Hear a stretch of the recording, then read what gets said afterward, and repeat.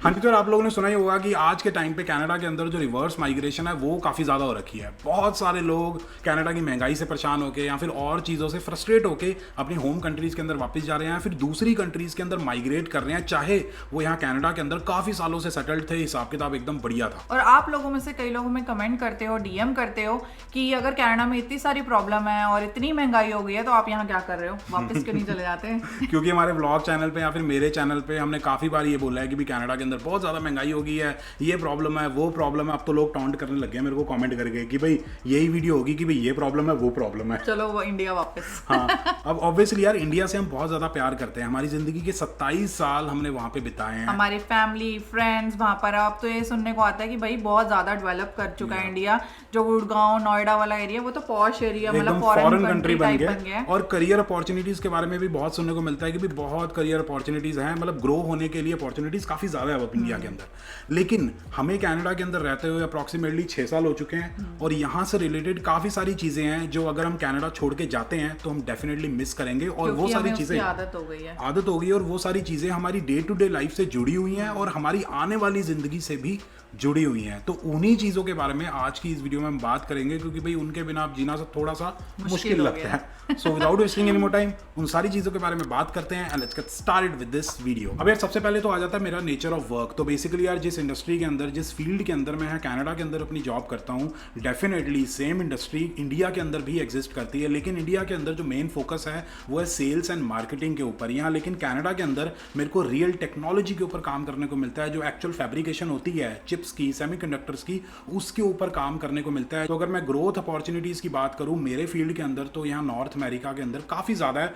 और फ्यूचर में अगर मैं यूएस के अंदर माइग्रेट करता हूँ तो वहाँ पे तो और भी ज़्यादा मेरे को अपॉर्चुनिटीज़ मिलेंगी। तो अगली जो बात है वो है क्लीनलीनेस, जिसकी वजह से मुझे कनाडा बहुत पसंद है और 99.9% लोगों को यही चीज़ कनाडा के बारे में अट्रैक्ट करती है कि यहाँ साफ सफाई बहुत ज़्यादा है और लोग भी मेंटेन करते हैं। या क्योंकि वो जो सिस्टम है ना पूरा साफ सफाई रखने का, रोड्स को टाइम पे साफ करना, स्ट्रीट्स को ढंग से साफ करना, टाइम से वो जो लोग आते हैं साफ सफाई करके जाते हैं, गार्बेज कलेक्शन का जो पूरा इन्होंने सिस्टम बना रखा है उसकी वजह से ना साफ सफाई बहुत ज़्यादा रहती है। लोग भी ना वो भी अपने आप को रिस्पॉन्सिबल महसूस करते हैं कि भाई हमें गंदगी नहीं करनी है। ऊपर से जो एयर क्वालिटी इंडेक्स है वो भी 1 या 2 होता है, तो उसकी वजह से जो पॉल्यूशन है वो भी कनाडा के अंदर काफ़ी ज़्यादा कम है। तो यहाँ पे जब हम सांस लेते हैं ना बाहर निकलने के बाद, तो एकदम ना खुल के सांस आती है, मतलब एक फ्रेशनेस सी महसूस होती है। इनफैक्ट हमारे पेरेंट्स ने भी ये बोला था कि भाई यहाँ पे सांस लेने का अलग ही मज़ा आता है बाहर जाके। तो ये चीज़ डेफिनेटली हम मिस करेंगे अगर हम इंडिया में वापस चले जाते हैं कनाडा को छोड़ के, बहुत ज़्यादा। उसके बाद यार बात आ जाती है करप्शन की। तो बेसिकली यार कनाडा के अंदर ना लो लेवल पे, मतलब जो हमसे रिलेटेड काम होते हैं ना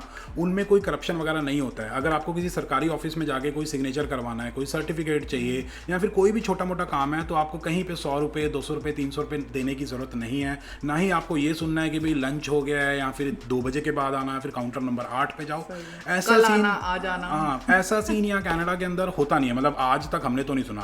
अब हम ये नहीं कह रहे कि भाई वाइट कॉलर करप्शन या फिर क्राइम्स वगैरह नहीं होते होंगे या फिर ऊपर के लेवल पे करप्शन नहीं होता होगा, डेफिनेटली होता होगा। मेरा पर्सनल ओपिनियन ये कहता है हमारी डे टू डे लाइफ से रिलेटेड जो चीज़ें हैं उसमें हमें कोई परेशानी उठाने की जरूरत नहीं पड़ती है। इनफैक्ट एक बार हमारा एक एक्सीडेंट हो गया था बहुत ही बड़ा हाईवे के ऊपर, मतलब जैस्मिन जी नहीं थी, मेरे फ्रेंड्स वगैरह थे, तो 5 मिनट में पुलिस आ गई थी और उन्होंने हमें कोई परेशान नहीं किया था, कोई पैसे नहीं मांगे थे। इनफैक्ट उन्होंने हमें लिफ्ट दी थी नेक्स्ट जो कार की डीलरशिप थी वहाँ तक, ताकि हम कोई गाड़ी रेंट कर पाएँ। तो ये जो सिस्टम है नॉन करप्शन वाला, एटलीस्ट लो लेवल पे, वो बहुत बढ़िया है। तो अगर कल मैं कनाडा छोड़ के जा रही हूँ, अगर कोई मुझसे पूछता है कि ऐसी एक चीज़ जो मुझे बता दे जैस्मिन जो तू बहुत ज़्यादा मिस करेंगी, तो मैं बोलूँगी समर, सनसेट, बीचेस और माउंटेन्स। बहुत ज़्यादा कि अगर एक डे टू डे लाइफ से अगर एक एग्जांपल ही लेके बता देती हूँ, अगर मुझे अपने घर से बस स्टैंड तक जाना है ना, तो मुझे वो जर्नी भी बहुत अच्छी लगती है, क्योंकि वो सब कुछ इतना क्लीन सुंदर इतना होता है। समर्स में फ्लावर्स होते हैं, वो ग्रास, ग्रीन ग्रीन ग्रास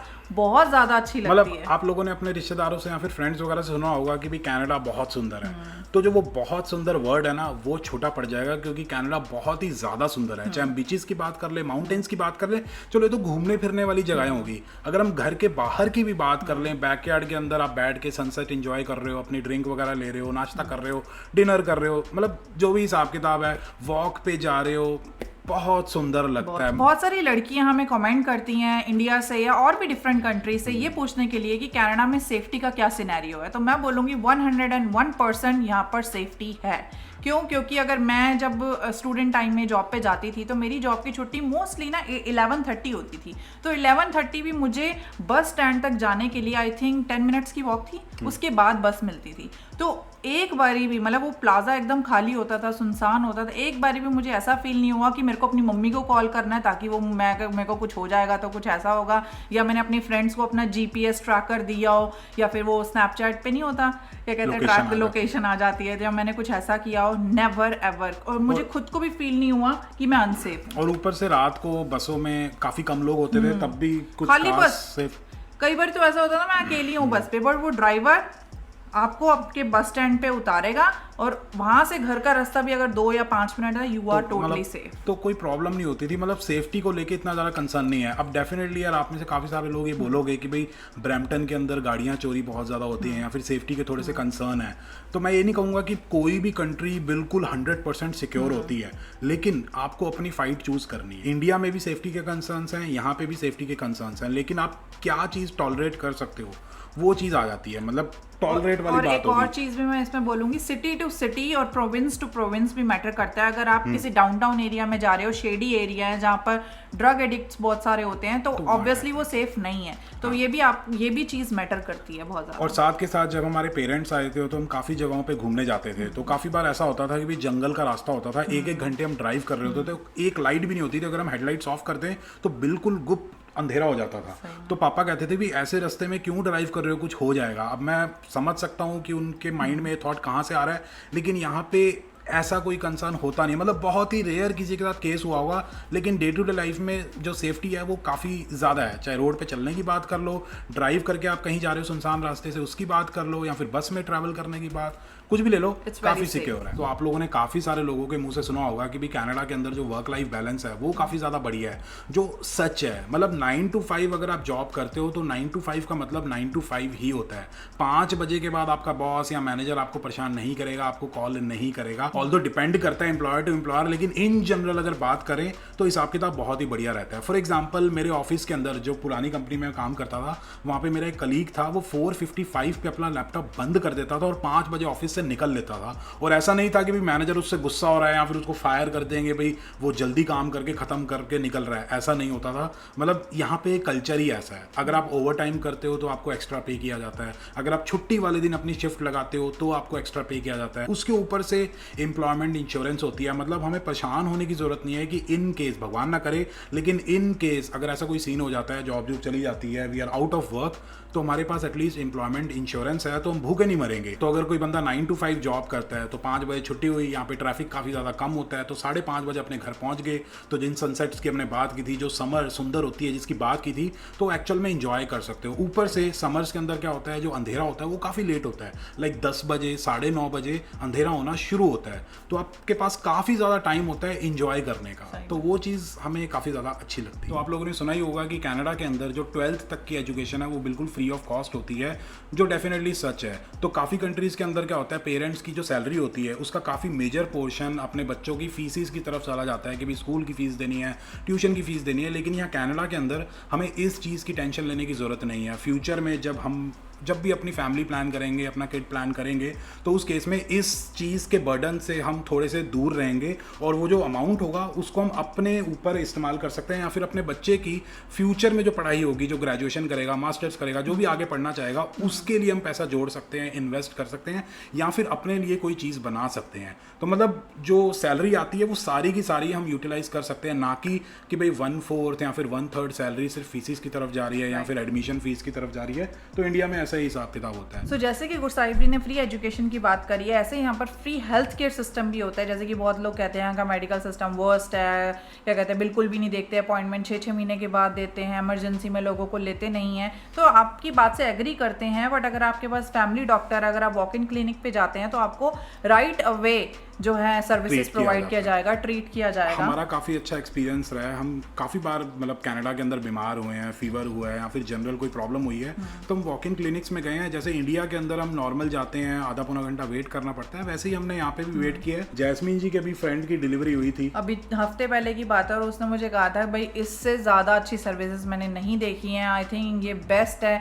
अगर मैं दुनिया के किसी कोने में जाऊंगी जैस्मिन वो मुझे ऐसा ट्रीट नहीं करेंगे, तो वो बहुत ज़्यादा हैप्पी थी। मतलब ऐसा नहीं है कि दुनिया के किसी दुनिया के हर कंट्री का उन्होंने मेडिकल सिस्टम देखा है, लेकिन मतलब उनको बहुत अच्छा लगा होगा, सर्विसेज बहुत अच्छी प्रोवाइड की गई, और ऑन टॉप ऑफ दैट वो बिल्कुल फ्री था। मतलब फ्री इन द सेंस हम टैक्सेस पे करते हैं, उसी से हमें फ्री मिलता है, लेकिन स्टिल बहुत ही अच्छी तरीके से ट्रीट किया गया। उनका पूरा खर्चा हुआ था $10 जो उन्हें पार्किंग के देने पड़े, उसके अलावा कोई खर्चा नहीं हुआ। मतलब one of the best medical systems नहीं है, इंडिया का बहुत अच्छा है, लेकिन वो जो फ्री वाली चीज़ आ जाती है ना, तो मेरे को लगता है इट्स अ गुड थिंग। मतलब बंदा ना पीस ऑफ माइंड रहता है, माइंड में ये नहीं होता कि भाई कल मुझे कुछ हो गया तो कैसे 5 मेरा लाख बिल रुपए की जरूरत पड़ कैसे पे जाएगी करेंगे, या 10 लाख रुपए की जरूरत पड़ेगी। वहाँ उस पॉइंट ऑफ व्यू से हम काफी क्या रहते हैं, निश्चिंत रहते हैं। अब यार कल अगर हम कनाडा छोड़ के चले जाते हैं तो एक ऐसी चीज़ है जिसको मैं तो यार बहुत ज़्यादा मिस करूंगा, लेकिन जैस्मिन जी को कुछ खास फर्क नहीं पड़ेगा, वो है विंटर्स। तो बेसिकली यार मेरे को कनाडा की विंटर्स काफ़ी पसंद है, मेरे को ज़्यादा कोई प्रॉब्लम होती नहीं है। काफ़ी सारे लोग बोलते हैं कि काफ़ी ज़्यादा हार्श होती है, स्नो पड़ती है, विंड चलती है, परेशानी होती है, बहुत ठंड होती है, बाहर नहीं निकला जाता, लेकिन मेरे को विंटर्स बहुत ज़्यादा सुंदर लगती है। मतलब वो जो सफ़ेद सफ़ेद होता है, मतलब विंटर वंडरलैंड जो होता है ना, मेरे को बहुत ज़्यादा पसंद है। मतलब प्रॉपर आप शूज़ जैकेट्स वगैरह डाल के अगर बाहर निकलो तो भाई बहुत अच्छा लगता है। और वैसे मुझे अगर किसी भी कंट्री की विंटर्स की बात कर लो, मुझे बिल्कुल नहीं पसंद वो जो किच बाजी, वो जो कीचड़ सा हो जाता है और ऊपर से स्लिप हो जाते हैं, उसके बाद तुम्हें स्नो साफ करनी पड़ती है। इस साल मैं गुरसाहिब जी से पूछूंगी जब इनको अपने गैराज के आगे से स्नो साफ करनी होगी, फिर मैं पूछूंगी पसंद आया या नहीं आया। मेरे को प्रॉब्लम नहीं होती है, मैंने अपने जब मैं लंदन में रहता था तब भी मैं स्नो साफ करता था। 6 मंथ्स में बात करेंगे इसके बारे में। हाँ, बट स्टिल मेरे को काफ़ी ज़्यादा पसंद है विंटर्स। और ऊपर से अगर हम विंटर की बात कर ही रहे हैं तो यहाँ पे मैं मेंशन करना चाहूँगा सेंट्रल एयर कंडीशनिंग की। तो बेसिकली यहाँ कनाडा के अंदर हर एक घर के अंदर स्टैंडर्ड है कि भाई सेंट्रल एयर कंडीशनिंग होगी ही होगी। मतलब जो HVAC सिस्टम है या फिर AC वगैरह लगा होता है वो हर घर के अंदर होता है। अब इंडिया के अंदर भी जो बड़े बड़े घर होते हैं, अमीरों के जो घर होते हैं, साउथ एक्स चले जाओ दिल्ली के अंदर, यहाँ पे हम तो अमीर थे नहीं, हमने कभी देखा नॉर्मल वो स्प्लिट AC या फिर विंडो वाला AC लगा हुआ था, लेकिन और गर्म करने के लिए वो नॉर्मल सा हीटर लगाते थे। लेकिन यहाँ पे क्या है, कोई टेंशन वाली बात नहीं होती है, एक बटन दबा के प्रॉपर घर गर्म हो जाता है या फिर ठंडा हो जाता है सीजन के हिसाब से। मतलब ऐसा नहीं है कि आपको बहुत ज़्यादा अमीर होना पड़ेगा इस फैसिलिटी को अवेल करने के लिए, क्योंकि ये चीज़ हर एक घर के अंदर अवेलेबल है। तो नेक्स्ट सबसे इंपॉर्टेंट चीज़ है वो है इमरजेंसी सर्विसेज। अगर आपको पुलिस को बुलाना है, फायर ब्रिगेड को बुलाना है या फिर एम्बुलेंस घर बुलानी है तो आपको 911 कॉल करना है। 911 कॉल करने के बाद आपको बताना है कि क्या लोकेशन है, क्या इंसिडेंट हुआ है, तो वो 2 से 5 मिनट के अंदर अंदर अपनी सर्विसेज को आपकी लोकेशन तक पहुंचा देंगे। क्योंकि यार यहाँ पे जो इंफ्रास्ट्रक्चर है ना वो काफ़ी ज़्यादा अच्छा बना हुआ है, ऊपर से रोड्स के ऊपर जो ट्रैफिक होता है वो काफ़ी ज़्यादा कम होता है, उसकी वजह से जो इमरजेंसी रिस्पॉन्स है ना वो काफ़ी बढ़िया हो जाता है। तो 2 से 5 मैक्सिमम 10 मिनट में जो सर्विस चाहिए आपको आपके लोकेशन पे मिल जाती है। फॉर एग्जांपल मेरा एक फ्रेंड है जो कि थंडर बे के अंदर मैकडॉनल्ड्स के अंदर काम करता था, एक जो ड्रग एडिक्ट था वो मैकडॉनल्ड्स के अंदर आ गया था, तो उसने 911 किया तो मैकडॉनल्ड्स पे फायर सर्विस, एम्बुलेंस, पुलिस सारे के सारे आ गए एक साथ आ जाते हैं। हमें लगता है कि यार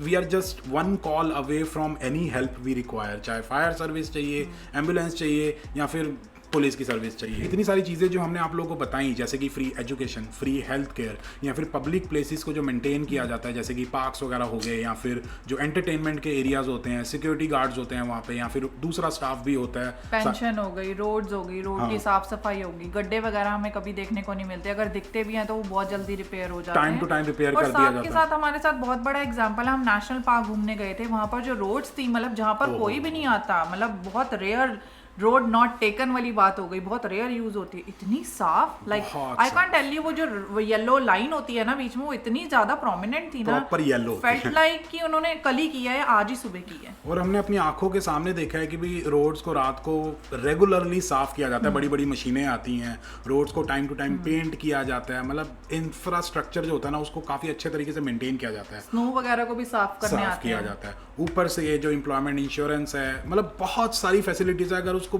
बोलने बैठेंगे ना एक एक करके तो 15-20 मिनट आधा घंटा निकल जाएगा, एग्जैक्टली है ना। तो बहुत सारी चीज़ें होती हैं, तो उनको हम डायरेक्टली उनके लिए हम कोई कॉस्ट नहीं देते हैं, लेकिन हमारे टैक्सेस से वो सारी चीज़ें होती हैं। मतलब 30%, 40%, 35% जो लोग टैक्सेस पे करते हैं, तो सामने दिखाई देता है कि भाई इनका जो यूटिलाइजेशन है वो किसी अच्छी चीज़ के लिए किया जा रहा है। ऐसा नहीं है कि हम इंडिया से प्यार नहीं करते हैं, बट अगर हम छोड़ के जाते हैं तो बहुत नहीं बहुत ज्यादा कनाडा की इन चीजों को मिस करेंगे, क्योंकि यार ये डे टू डे लाइफ में हमारे बस चुकी है। मतलब इनके बिना रहना काफी ज्यादा मुश्किल लगता है। आदी हो तो चुके हैं। कनाडा में थोड़ी महंगाई हो गई है, ये प्रॉब्लम है, वो प्रॉब्लम है, जो लोग कमेंट करते हैं डेफिनेटली हैं, लेकिन कनाडा में रहने के बेनिफिट्स भी काफ़ी सारे हैं। इसी की वजह से इसको मीठी जेल कहा जाता है, या फिर लोग छोड़ के नहीं आते हैं, तो यही रीजंस हैं। तो यही चीज़ें शेयर करना चाहते थे। बाकी आपका जो भी पॉइंट ऑफ व्यू है नीचे कमेंट करके ज़रूर बताना। बाकी अगर आप कनाडा की हार्श रियलिटी को जानना चाहते हो तो ये राइट वाली वीडियो ज़रूर चेकआउट करना। और कनाडा के बारे में भाई साहब झूठ भी काफ़ी ज़्यादा फैलाए जाते हैं, तो वो जानने के लिए लेफ्ट वाली वीडियो चेकआउट करना। और ये वीडियो अगर आप लोगों को पसंद आई तो please like, share and subscribe, and as always stay healthy and keep hustling.